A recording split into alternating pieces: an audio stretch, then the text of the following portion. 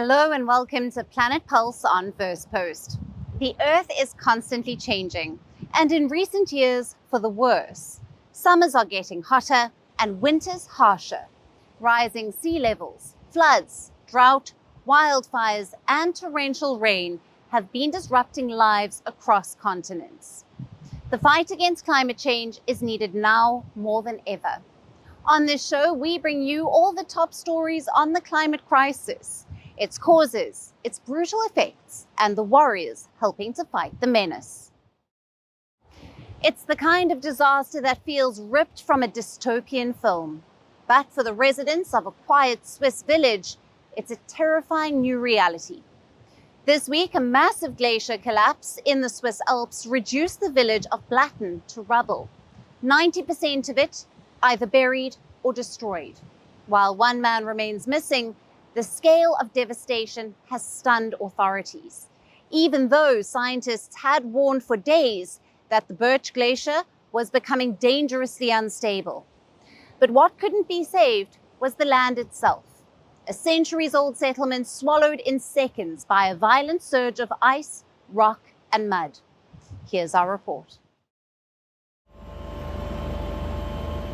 In a chilling reminder that climate change doesn't just melt glaciers, it unleashes them, Switzerland is grappling with one of its most dramatic natural disasters in recent memory. This week, a massive chunk of the Birch Glacier collapsed in the southern canton of Valais. It sent millions of cubic meters of rock, ice and mud barreling into the Lot Chantal Valley, nearly wiping the Alpine village Blatten off the map. Once a quiet home to 300 residents and postcard-perfect views, 90% of Blatten is now destroyed or buried under debris. One 64-year-old local resident is missing, but officials say it could have been worse. The village had been evacuated just days earlier due to signs of the glacier being dangerously unstable. The glacier had been monitored closely for days, with scientists and emergency responders sounding the alarm as activity increased. But when the collapse came down, it brought down an estimated 3 million cubic meters of debris, enough to bury a village. For more than 2 weeks, we have been monitoring the movements up at the Kleinsnesthorn. And for 2 weeks, we have also had a simulation that shows a worst-case scenario. We have always included this worst-case scenario in our analyses. We discussed it with the municipality and decided on the emergency plan, which is why the municipality evacuated the village about 10 days ago.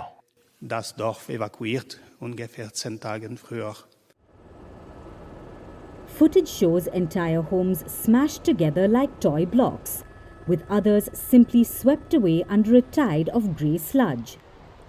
The collapse also buried sections of the Lonza River, creating a natural dam and a newly formed lake that officials warn could pose additional flood risks.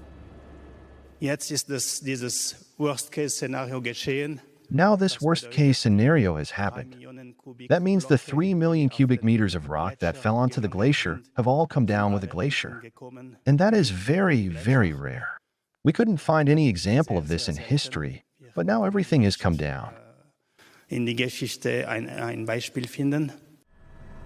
While such glacial collapses are still considered rare, they are becoming more frequent and more devastating, and scientists are clear-eyed about the cause: climate change. Switzerland has lost nearly 10% of its glacier volume in just the last 2 years. That's a melt rate equal to that of the previous 30 years combined. In 2023 alone, the country saw 4% of its glacier mass disappear, following a record-breaking 6% loss in 2022. The Swiss Alps, long a symbol of serene stability, are now becoming a front line of the climate crisis. Once frozen terrain is turning unstable. Ancient glaciers are racing towards collapse, and communities once built in harmony with nature are now racing against it. As the Swiss Army and rescue teams continue to search for the missing man and assess the damage, there's a growing sense that this disaster may be more than a tragic event. It may be a warning bell. Citizens of Pakistan are reeling under extreme weather. First, a sweltering heat wave baked its cities, then a deadly rainstorm ravaged several parts of the country. But this sort of drastic weather situation is not new for Pakistan. The South Asian nation is one of the most vulnerable to the impact of climate change. Our next report will get you more. Torrential rains, flooded streets, uprooted trees, widespread destruction.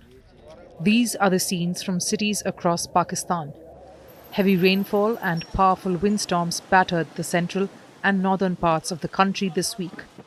Adding to the woes, the dust-filled gusts of winds reduced visibility.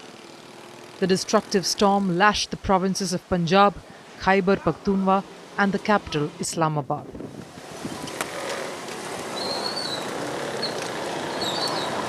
The incessant rainfall subsequently triggered flash floods in northern and central Pakistan. The raging rapids destroyed several homes, crops, and other crucial infrastructure across cities. The storm paralyzed parts of the country, bringing the air and road traffic to a standstill.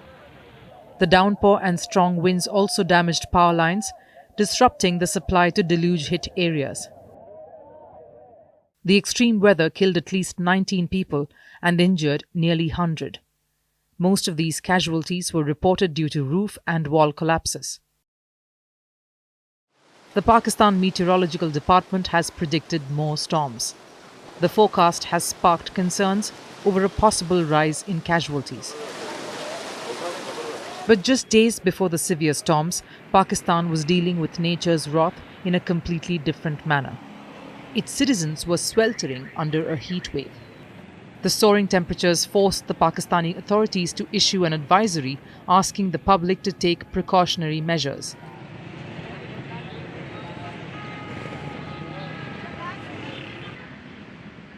The country's weather department urged the public to avoid direct sun exposure for long periods and stay hydrated. The farmers were advised to adjust their agricultural activities and protect livestock from the sweltering heat. माहौलियाती आलूदगी जो है वो बहुत असरअंदाज है इस गर्मी पर और गाड़ियों की तादाद में बहुत ज़्यादा इजाफा हुआ है जिस वजह से शहर के अंदर गर्मी की शिद्दत मजीद बढ़ गई है। दरख्तों की कमी है, दरख्त सिर्फ काटे जा रहे हैं, लगाने वाला कोई है नहीं। The scorching heat forced Punjab province authorities to close all private and public schools early for summer vacations, as the temperatures crossed 46 degrees Celsius in the month of April. The Met Department had cautioned that parts of Punjab would witness temperatures rise 5 to 7 degrees Celsius above normal. गर्मी के बचाव के लिए गरीब बंदे ने क्या करना है, पानी पी लेगा बस। आधे घंटे बाद पानी पीते हैं, 15 मिनट बाद। और हमने क्या करना है? और तो कुछ खाने पीने के लिए बस इस तरह ही है कि दोपहर को होटलों में जाके खाना खाते हैं, वो भी महंगा है इतना। Pakistan's mounting troubles didn't end with just soaring temperatures. Frequent power cuts, popularly known as load shedding, added to people's woes. In a bid to conserve electricity, Pakistan authorities often cut power supplies for long hours. The extreme heat makes people more prone to heat strokes. गर्मी को मद्देनज़र रखते हुए देखा जाए हैदराबाद के अंदर जो गर्मी की हीट चल रही है वो 40 से 45, 45 से 46 और 47 तक टेम्परेचर गर्मी का जा पहुंचा है, जिसके अंदर रोज़मर्रा की बुनियादों पर ख़वातीन और बूढ़े ज़ईफ़ लोग जो अपने घर की रोज़मर्रा का सामान लेने के लिए बाज़ार का रुख करते हैं वो ज़्यादातर हीट स्ट्रोक का शिकार हो जाते हैं। अगर देखा जाए तो हैदराबाद जैसे शहर में बाज़ारों में चौक पर कोई ऐसा हीट स्ट्रोक सेंटर कायम नहीं किया गया है। अगर ये इस तरह का कोई कायम कर दिया जाए तो लोग हीट स्ट्रोक से बच सकते हैं ताकि उनको फिर वक्त भी इमदाद मिल जाए। The authorities issued a heat stroke advisory last month, urging both public and private hospitals to prepare for an increase in heat-related illnesses.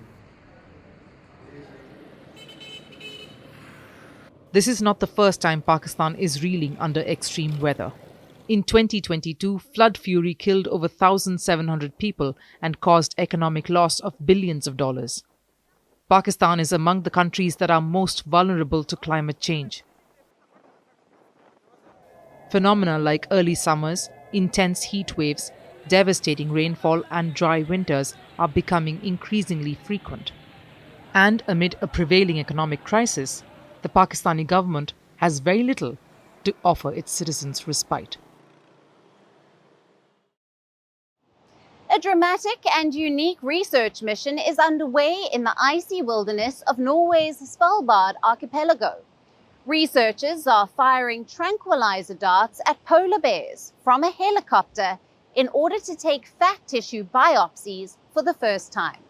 What are the objectives of this research, and how can this help in stabilizing bear population as their sea ice habitat continues to shrink due to global warming? Our next report brings you the details. With one foot braced on the helicopter's landing skid, a veterinarian lifts his air rifle, takes aim, and fires a tranquilizer dart at a polar bear. As the bear slumps into the snow, a team of researchers swiftly descends from the chopper and collects vital samples of fat and blood.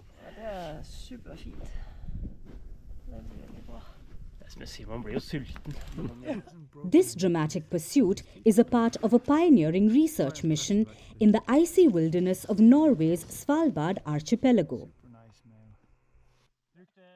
For the first time, scientists are taking fat tissue biopsies from polar bears to study the impact of pollutants on their health. This crucial research comes at a critical time. The Arctic is warming at an alarming rate, which is 4 times the global average. This is putting immense pressure on polar bears as their sea ice habitat continues to shrink. We are facing major climate change, particularly in the Arctic and especially in Svalbard. The decline in ice is absolutely dramatic. And the polar bear is an endemic Arctic animal that uses ice, particularly sea ice, to move around, feed, hunt seals, and reproduce. So the disappearance of sea ice is likely to have significant consequences for spatial ecology, including the way bears move around and understand their environment. Once the fat and blood samples are collected from polar bears, each sample is sealed and labeled before the bear is fitted with a satellite collar. Scientists say that while the study monitors all bears, only females are tracked with GPS collars since their necks are smaller than their heads. This is unlike males who can't keep a collar on for more than a few minutes.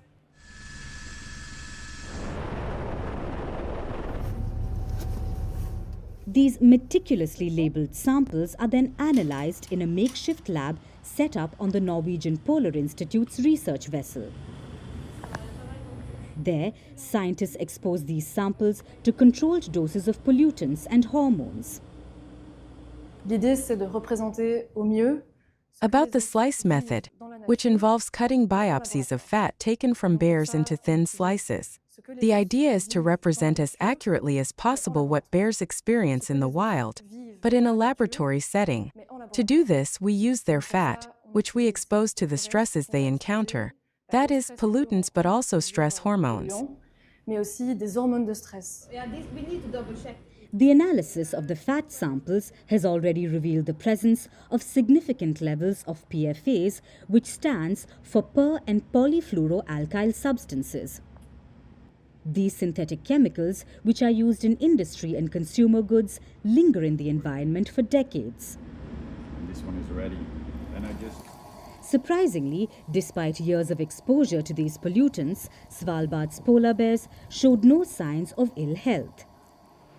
The polar bear population appears to be stable, even showing a slight increase. This contrasts with concerning declines seen in other Arctic regions. Scientists believe the key to this resilience may lie in the bear's changing diet. As sea ice diminishes, these predators are increasingly turning to land-based food sources like reindeer and even eggs and seaweed. This season alone, the research team captured and examined 53 bears, fitting 17 of them with satellite collars to track their movements. They also deployed health log cylinders on some females to record vital data like pulse and temperature. This innovation offers an unprecedented insight into the daily lives of these predators. Polar bears were once hunted freely across Svalbard, but since an international protection agreement in 1976, the population here has slowly recovered. However, the rapid pace of Arctic change presents ongoing challenges. For the moment, at least, the bear population in Svalbard is not declining. There are no obvious changes due to climate change. The population is fairly stable or even increasing very slightly. This does not mean that climate change will not have an impact on these populations in the future. This vital research is crucial in understanding how these magnificent creatures are adapting and what the future holds for them in a rapidly warming world. And that's it on Planet Pulse for today. We will see you again at the same time next week. Thank you for watching. Stay tuned to Firstpost.